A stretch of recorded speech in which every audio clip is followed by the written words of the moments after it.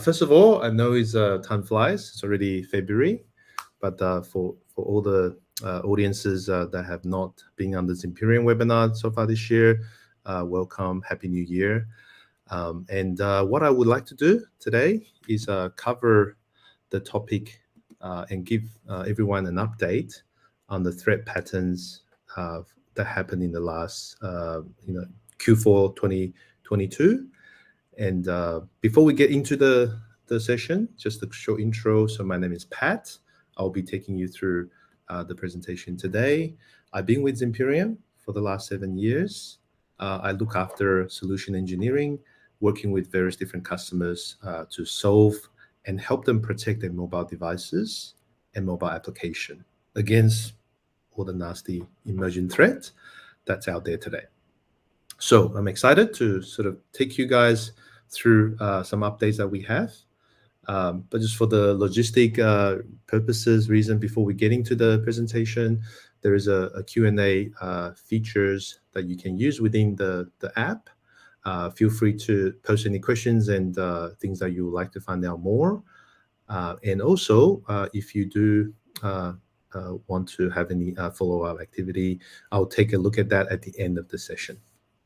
All right, without further ado, let me take you through. So before we cover a little bit about some of the things we have seen, right, it's always good to understand what are the entry point or attack vectors on mobile devices today, right? Just a bit of a refresher for everybody. We as Imperium, look at mobile threat from a holistic perspective, broken down into device, network, phishing, and application threats, right? So device threat are all the things that you do in terms of the operating system, the softwares, whether you are keeping those devices up to date. Just like a computer that you use, it's becoming, our mobile devices are becoming more powerful. So attackers are targeting those devices with zero-day vulnerability, exploiting those devices. So what we want to do is make sure that those devices are stayed up to date. But just because you're up to date doesn't actually mean you're safe, right? Because mobile devices are always receiving, communicating with the outside world, right? You can be downloading applications, you can be receiving phishing SMS, right? Text messages, yet another one to ask you to pay an overdue toll, right? So for the Australian audience, you probably understand where that, it's a very common messages and campaign that's going around. And then on the network side, right, mobile devices are constantly communicating with, whether your home Wi-Fi network, your corporate, if you're in the office, Wi-Fi network, or even when you're commuting, they could be on the devices as well, right? So these are all the things that's important for everybody to be paying attention to. Okay, so now in 2022, right, we have observed, increase in network phishing and malware attacks.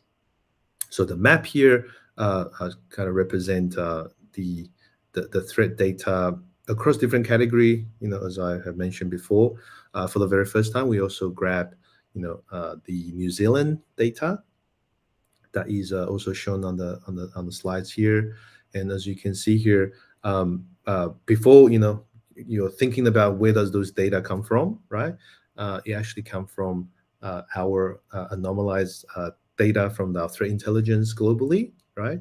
If any user who have our mobile security solution installed, they becomes a sensor that give us indicators of the type of attack that is experienced within the different location, different region, right? It's also very important to note, right? None of those personal informations are actually captured, right? We really just simply protecting the user, identify the risk, and also communicating that risk so that any of our customers can also benefit from this. So looks like we have to do some more work in New Zealand, right? So not many dots doesn't actually mean it's a secure place, but we can see, for instance, in New Zealand, there's a focus on network. Green color represent network-related attack, which is very common forms of attack. If you look at Australia, across the northern Australia, right, and Brisbane and above, those experience extensive scanning of network. So we actually have quite a lot of customers in the mining sectors that is contributing some of those indicators and events. But we do see, right, malicious application, device compromises, critical risk that's experienced by the customers and the users within on their mobile devices. So let's go into a little bit more details across some of these scenarios that I have documented here, right? First, I wanted to talk about these ideas of threat doesn't just happen uh, by one thing. Just like when we get sick, it's not really usually impacted by one single event or viruses or incident, right? So there are a combination of things that makes entire body that feels a lot worse.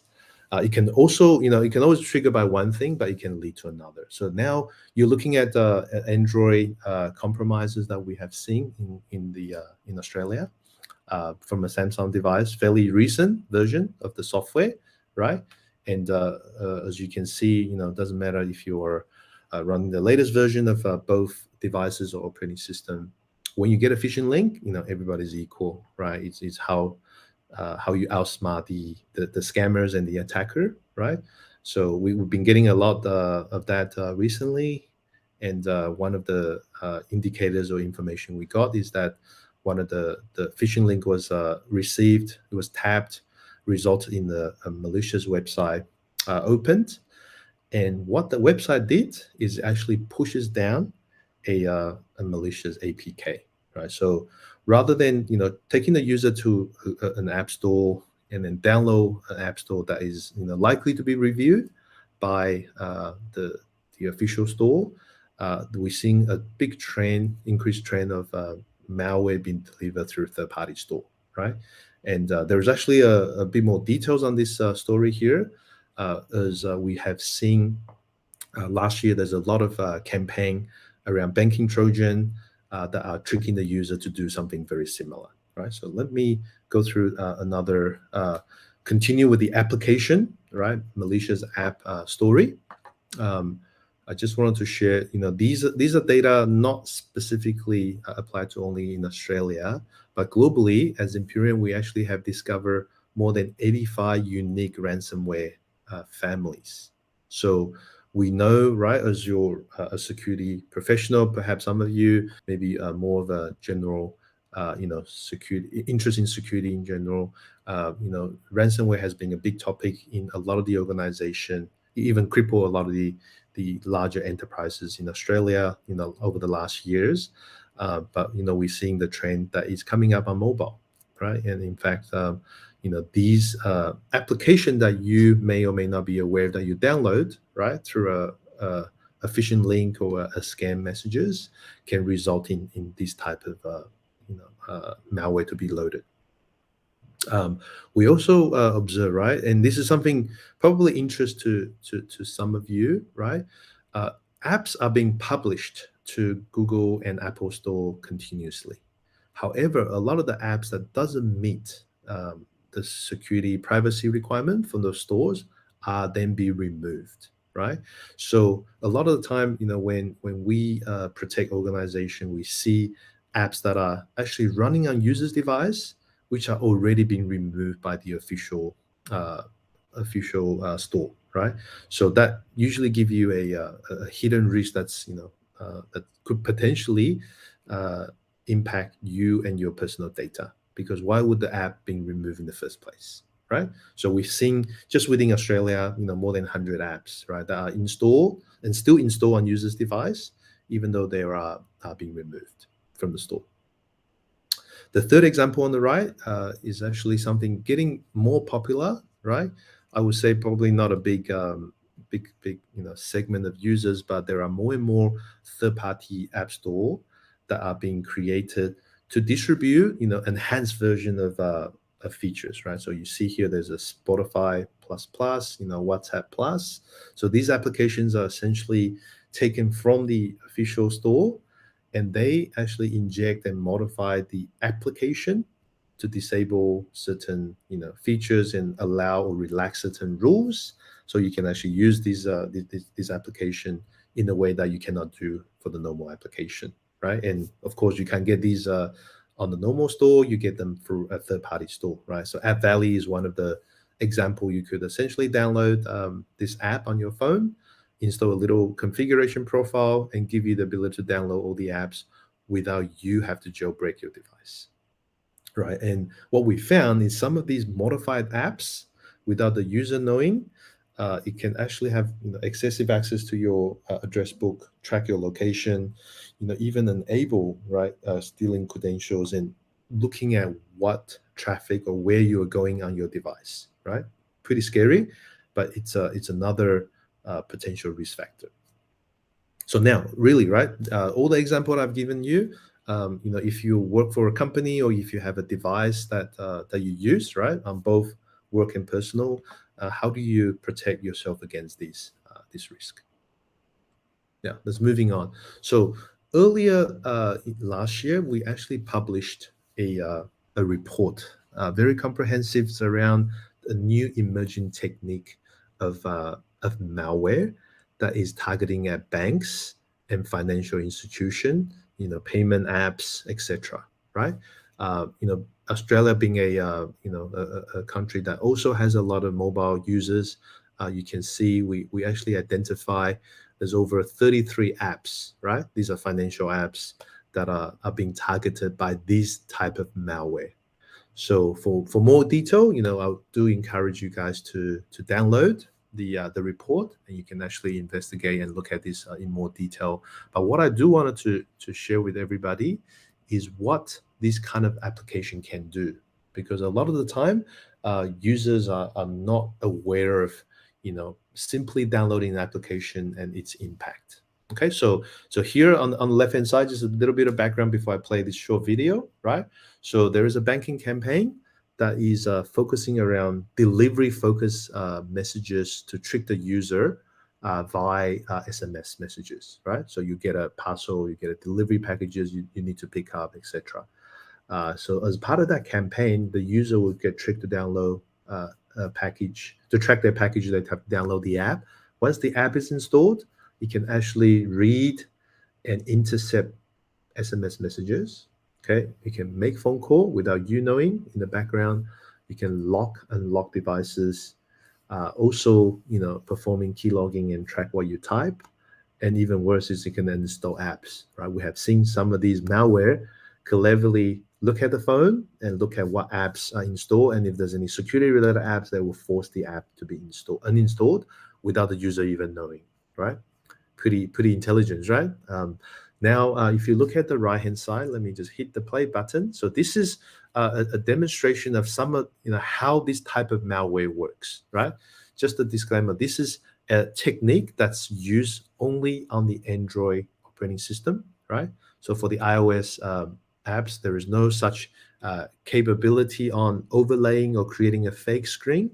However, on the iOS device, you can still have these type of excessive messages or control, right? Because ultimately, if an app asks you for this permission without you guys knowing, you can very easily give away these type of features or permission to the app on the phone, and they can actually capture this information on iOS as well. Okay. Now, I'm just going to play this video now. So you can see this user's device is not rooted or compromised. It has an app called BBVA, right? So one of the well-known banking application in Europe. Now you can see this is the normal app, right? So the user can log in, they can put in their credential, and then their password, right? So there's no impact or no attack from the malware as yet. Okay, so a dummy username is put in. Of course, it rejects the login. So now the user is going to install this app. So imagine this is the package app that was downloaded from the third-party store, right? Through the phishing messages. The user goes through a list of permissions and setup, right? And here, by the way, the attacker was very clever. They localized the languages, right, to make it very easy for the local user to understand. As soon as this app is installed, right, all these excessive permissions now granted, right? If a user is not aware of it, now if we go back to the same BVVA app, within a second, you can see this screen looks very different, right? And this screen is actually presented by the fake malware, okay? That is capturing information that you have entered, the username and password that you have actually entered, okay? So the interesting thing about this attack, right, is with the assumption that the malware needs to be loaded on the device first, right? So the attacker needs to find ways to deliver this malicious app, and then after the app is installed, you just basically wait until the targeted application has been launched by the user on the device. And then as soon as that, the malware will go to work, start capturing, intercepting SMS tokens, OTP tokens, and the works, right? So, something quite innovative, and actually been around for a couple of years now, but we are seeing an increased trend of this type of attack, even targeting at 33 different applications within Australia. Okay, now let's go on to the next. Okay, sorry, let me click on. Now let's move on from the apps, right, to network compromises. This actually happens to one of the, customer base in the uh, federal space, right? So I think quite a common one as well, as we are moving back to office, right? The infrastructure, there are new network equipment being set up, and the security controls are being being investigated. We actually detected that a new iOS devices connecting to a fake Wi-Fi road access point. Basically, someone has spoofed, right, the network that is just by simply using the same name as the actual corporate Wi-Fi access point, right? So something maybe to ask yourself when you go out about and connect to a Wi-Fi network. Say, it says Starbucks Wi-Fi, perhaps. Maybe it says Telstra Air, right, where you live. How would you know, and how can you be sure, right, that is actually the same Wi-Fi or the official Wi-Fi provided by the provider? It's actually very difficult, right, as a user. In fact, if all of us, right, take out our phone, create a new hotspot, and you make the hotspot name the same as the Wi-Fi name you want to, that you see, right? For example, Telstra Air or Starbucks Wi-Fi. How and I've done this experiment before, and if you leave that Wi-Fi open for 5 minutes, you see many users connect to that device, to your hotspot, right? And to an attacker is actually not so hard, right? This can be done quite easily. There are specialized devices, and what we see here, right? Not only there's a fake network, so there's a bad intention to spoof Wi-Fi access point. At the same time, the same attacker was injecting a certificate so that they can decrypt your HTTPS encrypted traffic across that communication channel, right? So again, that's something quite common we see across the Australia and globally. Typically, we see this in the public areas and events, that usually happens, where there's a crowd where the attacker can grab a lot of the information out about, right? So this is again something we see, and the trend is increasing. So on the network topic, right? If we move on to phishing, I think everybody is familiar with this. I'm sure maybe most of you have received something similar, right? The phishing attack is really coming online, and is becoming a really big problem for everybody, right? And you can see here the attacker can actually spoof the sender address, right? So that even the spoof messages are coming under the same messages from the original, say, for example, paying a toll, right, from the provider of the toll tag. So this is something that the telco and the government is working on, right, as we speak. Myself, living in Singapore right now, the government had this issue, and they've tackled this so that none of these messages or messages try to spoof and not register with the official numbers are actually being flagged as a scam, a category separately, right? So we understand the governments are working towards that, but I think the important thing is there's all these techniques that the attackers are using right? And just some statistic to share with you globally, right? A lot of the phishing sites that we are seeing today, they are getting smarter. They are using, secure technologies and certificates that they registered, right? About, 60% of those sites are actually using a secure mechanism. The other thing that we're also noticing is 75%, right, of the phishing uh, messages. When you click on the link actually takes you to a mobile centric page, right? So it's actually designed for mobile. And this is again, right, from our research looking at millions of phishing data sets and sites, and the duration of how long those sites exist, right? They're really difficult for a normal sort of security approach to address, because the URL here probably lasts for less than 24 hours or 48 hours. If you have this signature based approach that keeps adding signatures into the database, that solution will eventually make your phone run very slow, and it's going to slow down. It's going to take a lot of space on your phone, right? So most of the solution leverages databases in the cloud. But we do Zimperian approach this problem differently, right? Using machine learning and behavioral analysis, and that's helping a lot of our organization and enterprises to solve this problem. Now let's move on. Um, Last thing, I do have a quick commentary to make for all the attendees here that actually develop mobile applications, right? So today, as part of our outreach to customers, as we get more and more remote and getting more mobile, right? Many organizations are building apps. They're competing, with each other on user experience, on features and functionalities. They're competing on how fast I can do certain transaction. I don't have to go to the bank branches, right, to open an account. I can do that on the phone with the digital, IDs and authentication. Yeah. So what we see, as Zimperian, when we scan, over a few millions of mobile application that is published on the official store, we do notice some concerning statistics, right? And this is more of a security terminology. When you do build apps, you invest a lot of money into that asset that you build to give to the end user. When that application is published, right? How well are you protecting the application, the intellectual property, and the information that is on the device? Okay, so we have seen, right, over 40% of these apps, right, that doesn't have any code protection.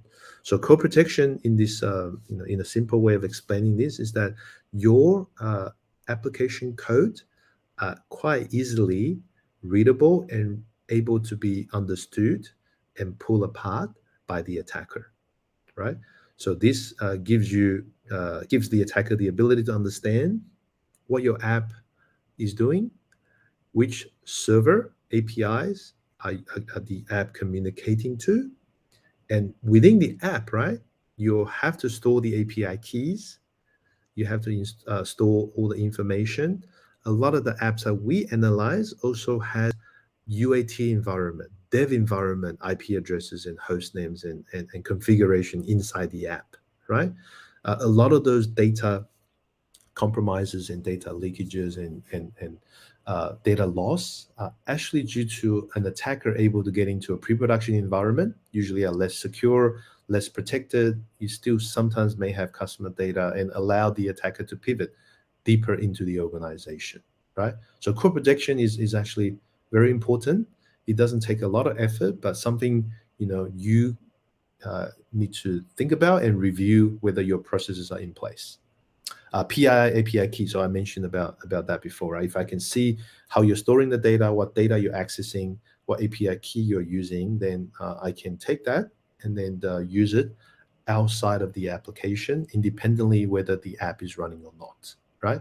So it's pretty much like making a copy of the key, and then I use the key to go into your house. The last bit is about cryptography, right? So this is about protecting the data of your application on the device, or how you're communicating to the server, right? So what's really interesting to see here, right, is that like today when we capture customers' data, right? personal information, register user information. Those information are entered on the mobile device and sent to the server, right? Usually encryption or protecting of the data is involved. The encryption key that you use to protect the data stores on the device. Okay, so this is where the attacker actually have a field day, because not only they can get API key, they can see how your code is written by decompiling the app. They can also grab and steal, cryptography key where they can decrypt data. Right, so that's interesting. And here you can see a majority of the issues on the protection is on iOS device, and this is consistent with our data globally, right? Because there's a perception that the operating system can do everything and protect the data, but in reality, don't forget, right? The attacker actually can jailbreak and root the device, where they have total control of the device, and they can actually go in and do everything. And that's where the attacker point of view from app protection is very different. Okay, so if all of you guys are building application today, I would like you guys to think about how you're protecting these assets, this information, these critical processes, right? And if you'd like to know more, you can always reach out to us. Now, if you do have apps, fraud is a big problem, right? Anything that touches transaction financial information, and we know, right, 70% of the transactions on digital fraud related event are coming from mobile channel, right? So we are not using our browsers and laptops and things to perform things that we do anymore, right? We buy stuff, we do banking, we pay people all on the mobile phone. So no surprise, right? The digital channel is now becoming a most fraudulent channel, right? And here, this is a great report that demonstrated that the attackers are using all the technique that I've mentioned earlier, right? Malware to create a fake version of the app or modified version of the app. They are phishing and sending these information, and combination of these to ultimately attack you, your customers, and your brand. Okay, something very important to be able to have some visibility and understand how these are evolving to your business. So I think I mentioned a little bit about the different attack, right? For anyone who's interested to delving a little bit more about how the mobile apps can be compromised, can be attacked, we are more than happy to share more information with you. This is just a small example of things that can be done, right? And being a developer previously, one thing I do like to highlight, right? The developers of the world are always under pressure to deliver business features and functions. Now, you look at on the other side, the attacker have the latest and the greatest tooling and things that they are using, right? So developer focus on features and functions. The security team in your organization are typically the one says, hey, you need to comply with the mobile app security, the OWASP best practice, the MASVS standard. However, the security team doesn't know how to write code, right? So you kind of have a bit of a problem here. Developer, when they need to do security, where they're not security expert and doesn't always have the best way of implementing security. And then you have security people who knows what needs to be done, but doesn't have the capability to deliver that, right? So this is really becoming a bigger problem for many of our application company that builds application to differentiate themselves, right? So one thing you need to remember is how do you go about addressing and gain visibility and protect yourself against this? We could definitely cover more of these later. So I think we're reaching to the end of the webinar. So what I do wanted to remind everybody who's on the call today, some of the things to remember and to better protect yourself, right? So you can see there's a simple 4 different points, right? So if you work for organization, if there is an idea of implementing better security, don't forget the mobile device is actually part of the endpoint. I think just recently the U.S. government have actually announced that the mobile devices is considered or should be managed as part of the endpoint security, like laptop and desktop, right? So as part of this framework that you're adopting, right, understanding and verifying who the user is, who is accessing the data, and is the device that they're accessing the data in a good health, right, and secure to be used. All the important concept of zero trust architecture, right? So something for everybody to understand. Mobile is actually part of zero trust, and it's quite critical. Phishing protection. We mentioned many different examples, and we keep getting them. We do see a QR code example to be much more prevalent today, right? We have seen instances where attackers simply print out a QR code stickers and then stick it onto a legit QR code on top of it, and try to trick the user to go into a fake site and then enter all their payment detail, right? So that type of attack is again something the attackers coming out with, right? So how are you protecting against SMSs, phishing, and things like that? Just by knowing not to click on anything is a good start. But I think it's also very important to be able to verify and protect yourself against something that's very, very prevalent. So the third point, we pretty much covered in the first bullet point here. Mobile devices needs to be protected so that you know what's going on around you, so you can actually take the right steps and the actions. The last point, which is the last topic that I've covered around people who build application, it's important for you to understand security should be part of that process. You shouldn't leave it to the developer, because developers are already too busy with their other jobs of pushing out functions and features for the business.